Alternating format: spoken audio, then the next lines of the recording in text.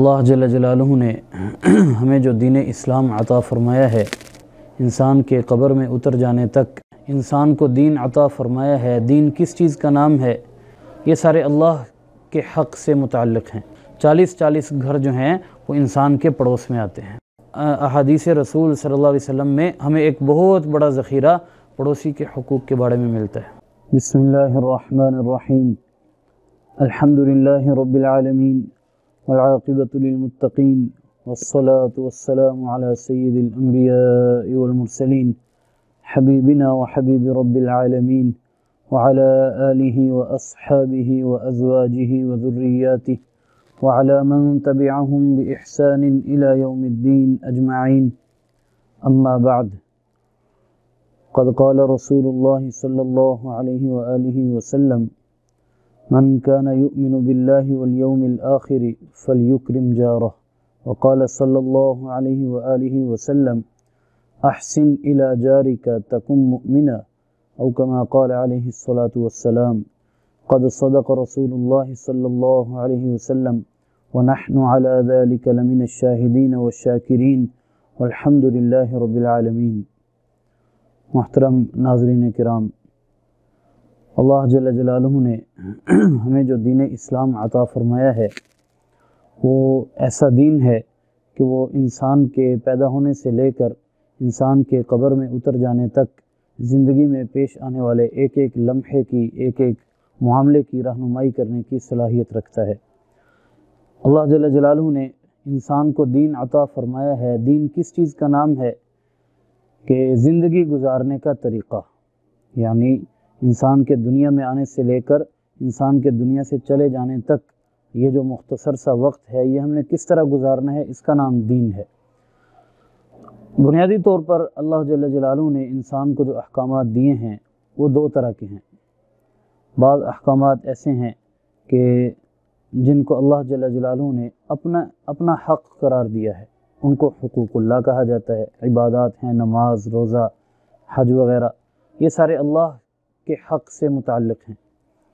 اور کچھ معاملات ایسے ہیں چونکہ انسان نے دنیا میں رہنا ہے تو انسان کا واسطہ اللہ کی مخلوقات کے ساتھ ہے۔ ان میں سب سے زیادہ جو انسان کا واسطہ ہے وہ آپس میں انسانوں کا ایک دوسرے کے ساتھ ہے۔ تو انسان کے دوسرے انسان سے جو تعلق ہیں اس کی مختلف حیثیتیں ہیں۔ انسان کا ایک تعلق انسان سے باپ والا ہے، ایک انسان کا تعلق دوسرے انسان سے بیٹے والا ہے، ایک انسان کا تعلق دوسرے انسان سے بھائی والا ہے، بہن والا ہے، بیٹی والا ہے، بیوی والا ہے، ماں والا ہے۔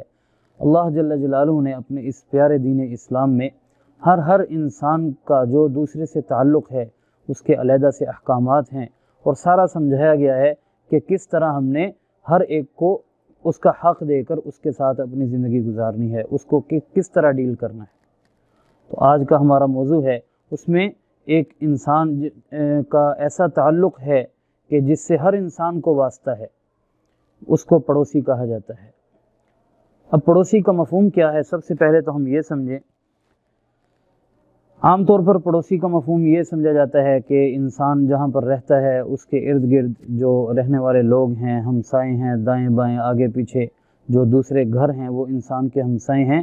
یہ بھی پڑوسی کا ایک مفہوم ہے، لیکن پڑوسی کا مفہوم صرف یہاں تک محدود نہیں ہے، بلکہ علماء نے لکھا ہے کہ انسان کے سامنے، انسان کے گھر کے پچھلی طرف، دائیں طرف، بائیں طرف 40 گھر جو ہیں وہ انسان کے پڑوس میں آتے ہیں۔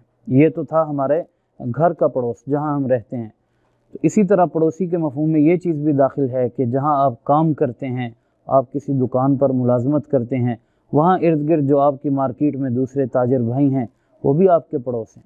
آپ کہیں سفر پر نکل جاتے ہیں، وہاں جو آپ کے ساتھ دیگر مسافر سفر کر رہے ہیں وہ بھی آپ کے پڑوس میں شامل ہیں۔ تو اسی طرح جہاں جہاں پر ہمارا کوئی تعلق ہے، واسطہ ہے، وہاں ہمارے جو ارد گرد ہمارے لوگ ہیں جن سے ہمارا روزانہ کی بنیاد پر یا جز وقتی واسطہ پڑتا ہے، وہ سارے پڑوسی کے مفہوم میں داخل ہیں۔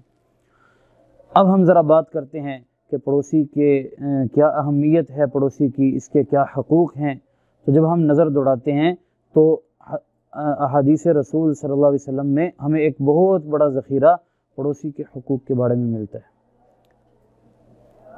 میں نے خطبے میں ایک حدیث پڑھی جس میں نبی کریم صلی اللہ علیہ وسلم نے کیا فرمایا من کان یؤمن باللہ والیوم الآخر فلیکرم جارہ۔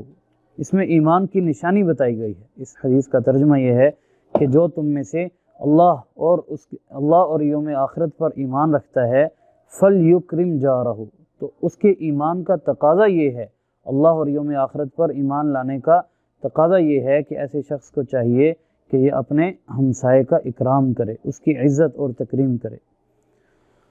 ایمانیات میں یہ دو بڑے جز شمار ہوتے ہیں، اللہ کی ذات پر ایمان رکھنا، یوم آخرت پر ایمان رکھنا۔ تو اللہ جل جلالہ نے جو شخص ان دونوں چیزوں پر ایمان رکھتا ہے تو اس کے ایمان کا تقاضا اللہ کے نبی صلی اللہ علیہ وسلم نے یہ بتایا کہ پھر اس کا پڑوسی اس کے اعمال سے خوش ہوگا نہ کہ ناخوش ہوگا۔ اسی طرح ایک حدیث پاک میں ایمان میں اضافے کا سبب بتایا گیا، فرمایا احسن الی جارک، اپنے پڑوسی کے ساتھ اچھا معاملہ کرو، تکن مؤمنہ، تم مومن بن جاؤ گے۔ اب ایمان ایسی دولت ہے کہ جس کے بارے میں حکم ہے کہ ہم نے قبر تک اس کو بچا کر ساتھ لے کر جانا ہے۔ تو اس ایمان میں اضافے کے جو اسباب ہیں اس حدیث پاک میں ان اسباب میں سے ایک سبب پڑوسی کے ساتھ اچھا سلوک، اس کو بھی ذکر کیا گیا۔ اسی طرح ذرا آگے چلیں، ایک اور حدیث پاک سبحان اللہ، فرمایا حرمت الجار علی الجار کا حرمت ابیہ، کہ ایک پڑوسی کا دوسرے پڑوسی پر احترام اس طرح لازم ہے جس طرح ایک بیٹے پر اس کے والد کا احترام لازم ہوتا ہے۔ اب والد کا ایک بیٹے پر کیا احترام ہے یہ ایک الگ موضوع ہے، اتنا یاد رکھ لیں، فرمایا کہ تیرا باپ تیرے لیے جنت کا دروازہ ہے، چاہے تو اس کو ضائع کر دے چاہے اس کو سنبھال لے، اس کی حفاظت کرے، تو یہ والد کا مقام ہے۔ تو بالکل پڑوسی کو بھی شریعت میں والد کے احترام کے مطابق اس کے بالکل والد کے احترام کی طرح اس کا احترام بتایا گیا ہے۔ اس سے بھی تھوڑا آگے چلیں، اللہ جل جلالہ نے پڑوسی کے حق کو اپنے حق کے ساتھ تشبیہ دی۔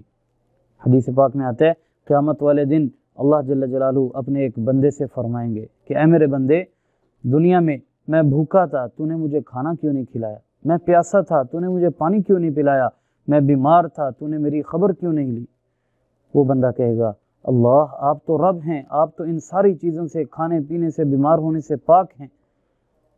تو پھر اللہ جل جلالہ فرمائیں گے کہ تیرے پڑوس میں تیرا ہمسایہ تھا، وہ بھوکا تھا، اگر تو اس کو کھانا کھلا دیتا ایسا تھا جیسے تو نے مجھے کھانا کھلایا، اگر تو اس کو پلاتا ایسا تھا تو نے مجھے پلایا، وہ بیمار تھا اگر تو اس کی خبر گیری کرتا، اس کی عیادت کرتا تو ایسا تھا جیسے تم نے میری خبر گیری کی۔ تو اس سے ہم اندازہ لگائیں کہ اللہ جل جلالہ پڑوسی کے حق کو اپنے حق کے ساتھ تشبیہ دے رہے۔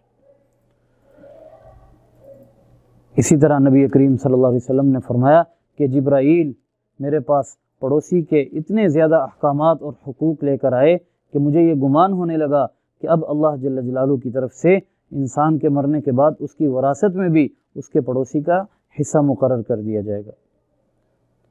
تو اس سے ہم پڑوسی کی اہمیت کا اندازہ لگائیں۔ تو اسی طرح جو شخص پڑوسیوں کے ساتھ اچھا سلوک نہیں کرتا تو جہاں اچھا سلوک کرنے کے فضائل بہت سارے ہیں، تو اسی طرح پڑوسیوں کے ساتھ اچھا سلوک نہ کرنے کی وعیدیں بہت ہیں۔ جناب نبی کریم صلی اللہ علیہ وسلم کی خدمت میں ایک عورت کا تذکرہ کیا گیا کہ یا رسول اللہ سارا دن روزہ رکھتی ہے اور رات کو نماز پڑھتی ہے، یعنی دن کو روزہ رکھنے والی، راتوں کو تہجد گزار، یہ دو اعمال ہیں جن کو ولایت کا معیار سمجھا جاتا ہے، اور واقعی ایسی بات ہے، یہ بندے کو اللہ کے قریب کرنے والے اعمال ہیں، روزہ بھی، تہجد بھی۔ لیکن عرض کی یا رسول اللہ ایک خامی ہے، اس کی زبان سے، اس کے عمل سے اس کے پڑوسی تنگ ہیں، اس کے پڑوسی تکلیف میں ہیں۔ نبی کریم صلی اللہ علیہ وسلم نے کیا فرمایا؟ ذرا دل کے کانوں سے ہم اس کو سنیں۔ فرمایا ہی من اہل النار، روزہ رکھنے کے باوجود، تہجد پڑھنے کے باوجود، فرمایا یہ عورت جہنمی ہے۔ حدیث پاک میں آتا ہے کہ قیامت والے دن جب اللہ فیصلے کریں گے لوگوں کے درمیان جھگڑوں کے، تو سب سے پہلے جو انسانوں کے مابین جھگڑے اللہ کے سامنے پیش کیے جائیں گے وہ دو پڑوسیوں کا آپس میں جھگڑا ہوگا۔ جس نے پڑوسی کے ساتھ زیادتی کی ہوگی اس کو پھر اللہ وہاں سزا دیں گے۔ تو اسی طرح حدیث پاک میں آتا ہے نبی صلی اللہ علیہ وسلم نے کیا فرمایا؟ ایک صحابی حاضر ہوئے، یا رسول اللہ میں کیسے پتہ چلے گا کہ میں نیک ہوں؟ مجھے کیسے پتہ چلے اپنے بارے میں کہ میں نیک ہوں؟ تو فرمایا کہ اپنے پڑوسیوں سے اپنے بارے میں پتہ کرو، جو تمہارے پڑوسی تمہارے بارے میں رائے رکھیں گے تم اسی طرح ہوگے۔ تو حضرات گرامی، آج ہمارے پاس موقع ہے، ہم اپنے پڑوسیوں کو راضی کریں، ہم اس کی اہمیت کو سمجھیں کہ اللہ جل جلالہ کے نبی صلی اللہ علیہ وسلم انہوں نے اگر اتنی اہمیت بیان کی ہے تو پھر اس میں اگر مجھ سے غفلت ہو رہی ہے تو میں اس کی فکر کروں۔ اسی طرح فرمایا کہ جب پڑوسیوں کو کوئی بچہ تمہارے گھر میں آ جائے، بچوں کی عادت ہوتی ہے ایک دوسرے کے گھروں میں جاتے رہتے ہیں، تو فرمایا کہ اس کو کچھ کھانے پینے کی چیز دے دیا کرو، اس سے تمہارے مابین محبت بڑھے گی۔ اسی طرح فرمایا کہ جب تو سالن پکائے تو اس نیت سے اس کا شوربہ زیادہ کر لے کہ ہمسائے کے گھر بھی تھوڑا سا سالن ان کے بھی کام آ جائے گا۔ فرمایا جب تو سالن پکائے تو شوربہ زیادہ کر لے اور اپنے ہمسائے کا خیال رکھ۔ تو ہمیں ان چیزوں پر غور کی ضرورت ہے، ہمیں ان چیزوں کی فکر کرنی ہے کہ کس طرح ہم اپنے پڑوسیوں کا خیال رکھیں۔ آخر میں ایک انتہائی اہم حدیث پاک ذکر کر کے ہم اپنی گفتگو کو سمیٹتے ہیں کہ اب ہر انسان کی چاہت ہے کہ میں دنیا سے جب جاؤں تو اللہ میرے گناہ معاف فرما دے۔ اب ہم اس حدیث پاک کو سنیں۔ فرمایا کہ جس شخص سے اس کے 3 پڑوسی خوش ہوں، راضی ہوں، اللہ موت کے وقت اس کے گناہ معاف فرما دیتے۔ جو شخص 3 پڑوسیوں کو راضی کر کے دنیا سے گیا، اس حالت میں گیا کہ اس کے 3 پڑوسی اس سے خوش ہیں، فرمایا ایسے شخص کے گناہ اللہ موت کے وقت معاف فرما دیتے ہیں۔ اب ان 3 پڑوسیوں سے کون سے مراد ہیں؟ محدثین نے لکھا ہے کہ ایک وہ پڑوسی جس کے گھر کے سامنے انسان کا دروازہ کھلتا ہے، سامنے والا پڑوسی، اسی طرح ایک دائیں والا اور ایک بائیں والا۔ فرمایا جو ان 3 پڑوسیوں کو راضی کر کے دنیا سے گیا، اللہ موت کے وقت اس کے گناہ معاف فرما دیتے ہیں۔ تو حضرات گرامی، ہم اس موضوع کی اہمیت کو سمجھیں، اور اگر ہمیں پڑوسیوں سے ہم نے ان کو کوئی تکلیف پہنچائی ہے اور ان کے ساتھ کوئی برا معاملہ کیا ہے یا چل رہا ہے، ہم اس کو فوراً ختم کریں اور ان سے معذرت کریں، اور آئندہ اس بات کا عزم کریں کہ آج کی گفتگو سن لینے کے بعد، نبی صلی اللہ علیہ وسلم کے اتنے فرامین سن لینے کے بعد، میں اپنے پڑوسیوں سے اچھا سلوک کروں گا۔ اللہ جل جلالہ مجھے بھی اور آپ کو بھی اپنے اور اپنے بندوں کے حقوق صحیح طرح ادا کرنے کی توفیق نصیب فرمائے۔ وما علینا الا البلاغ المبین۔